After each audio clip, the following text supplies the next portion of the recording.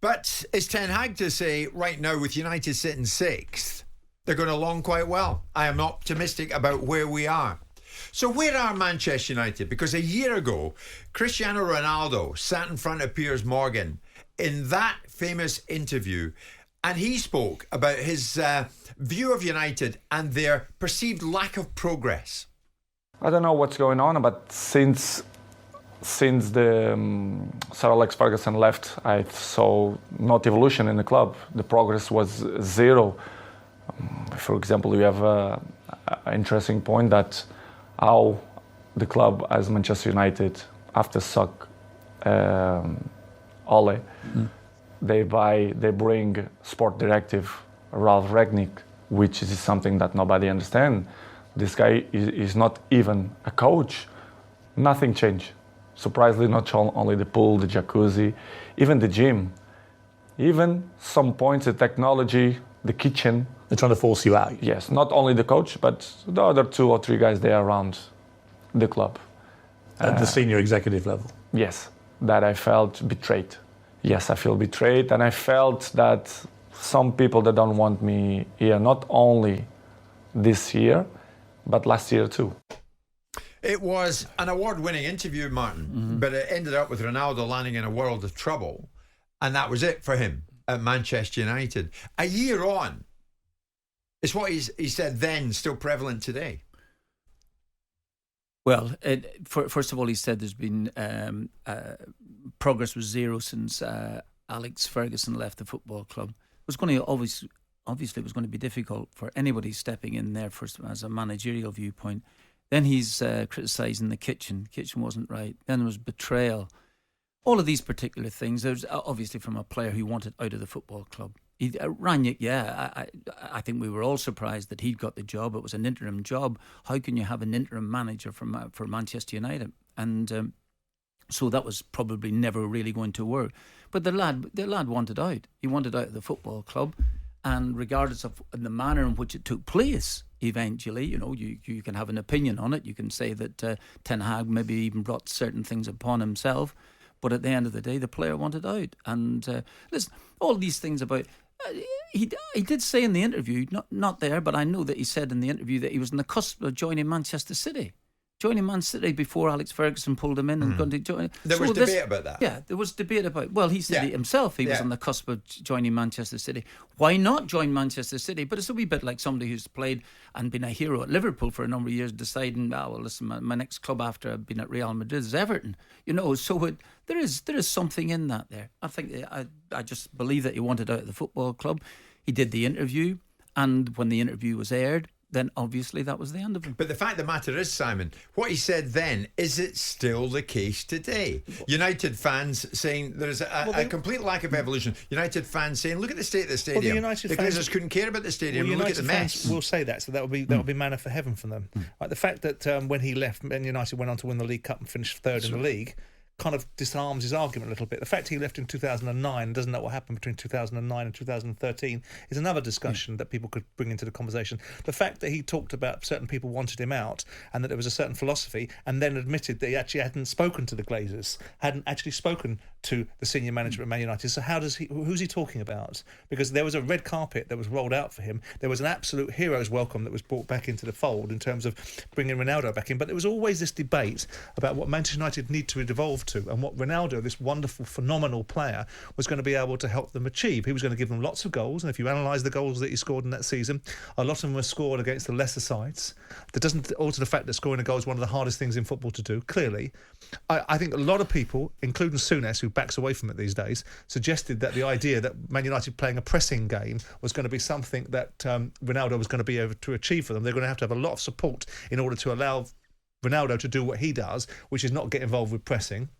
So with all that came to fold, I listened to that interview, and yes, it was a great get for Piers Morgan. You know what my views upon it was. It was Piers Morgan looking across the table at someone he really admires and giving him an opportunity to say precisely what he wants, unchallenged.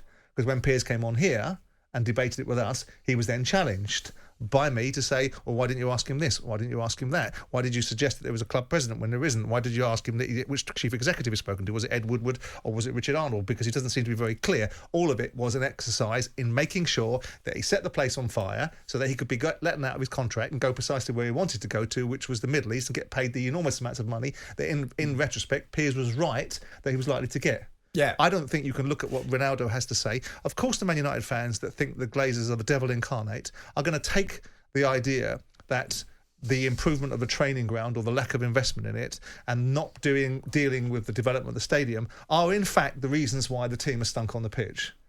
The fact that there's a leaky roof may not be a good example of diligence, but let's be having it right. If you're going to spend £1.7 billion on players, I think you can find it within yourself to spend £20 million on doing up the stadium. Absolutely. So you look at those things and wonder why they don't happen. But the point is what's happening on the pitch is cyclical. United don't dominate forever.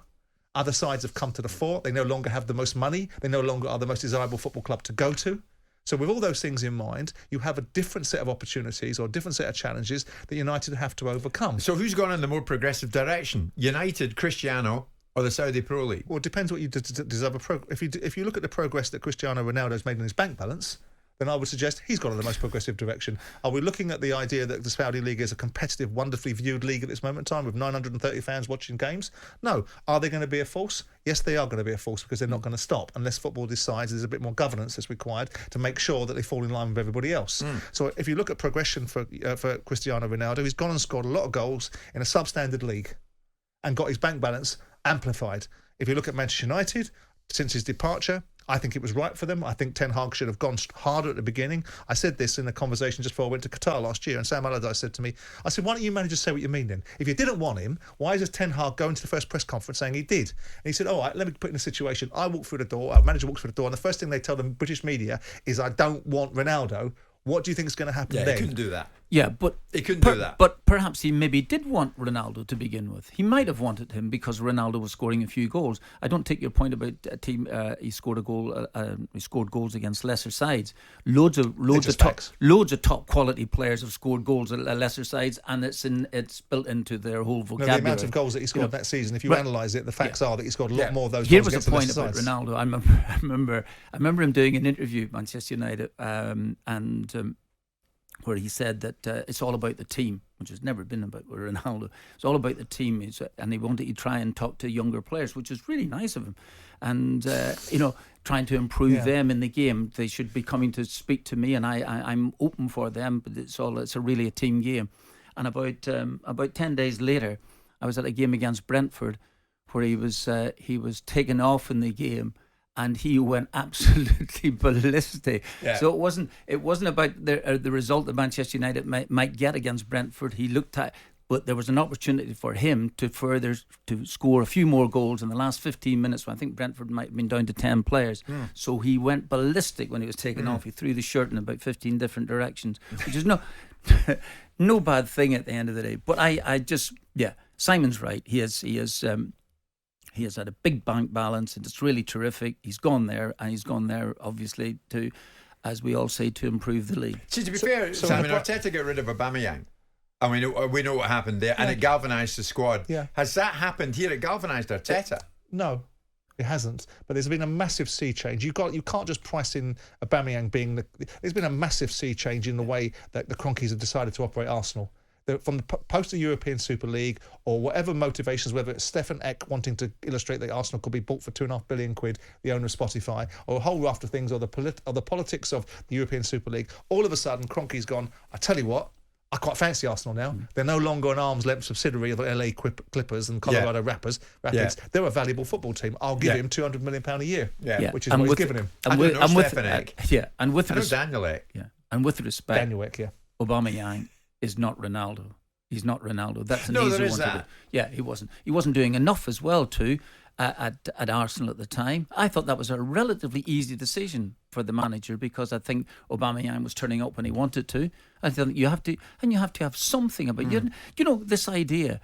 Players, but he did it, and the other fella didn't. The other fella waited for him to go on Talk TV to help him get his exit papers. What he did was, in comparative terms, Aubameyang was a star to Arsenal fans. He'd just been given his new contract at 18 months previously. He was the hero that scored all the goals. And whether Arteta and Ten Hag, Arteta's at the beginning of his management career, Ten Hag's further down the line. So you give a little bit more latitude to the fact that Arteta is a smaller manager in stature than Ten Hag. He said, don't care, you're gone. And the board went with him. What Ten Hag did was he didn't deal with Ronaldo, so Ronaldo did it himself. Yeah, okay. Arteta did not say that at the beginning. He didn't say there to Aubameyang, I don't want you at the football club, otherwise you wouldn't have got a contract. He wanted it. As soon as he went off piece, and getting back to my point, I don't know this for certain, that perhaps Ten Hag maybe did want Ronaldo at the beginning. He might have wanted. And he did want him, and to be fair to you, he did want him at the beginning, possibly because of the image of him. He did want him at the beginning of the season. He did want him in September, and all of a sudden, post-September, he didn't want him. So he had plenty of opportunities. He didn't want him, remarkably, that can actually happen. He didn't want him. That can happen.